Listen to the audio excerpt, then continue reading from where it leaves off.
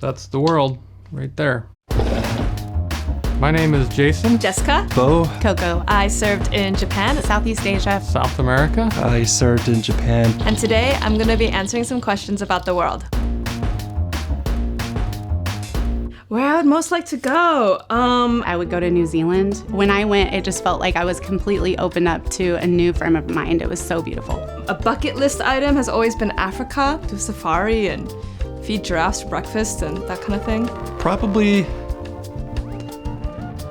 the Maldives.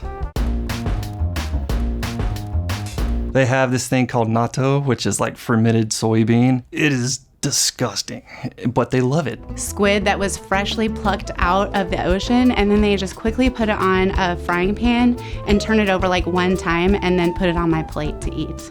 It was very squishy. Maybe it'd be like, what am I doing? Masashi in Japan, which is horse sushi. So that's also kind of a weird one. Oh, the most unique thing that I ate was the bunghole of a turtle. My favorite form of transportation, is that what you said? In Japan, train, because the train is amazing in Japan. The bullet train is crazy. Boat, canoe. I love traveling on the river. Definitely be probably car. Something about, maybe it's because you're in control of the car. Boats are my absolute favorite way to travel. It's a little scary with kids. If you have some life jackets or something, you might feel a little bit more comfortable. Small victory on the field.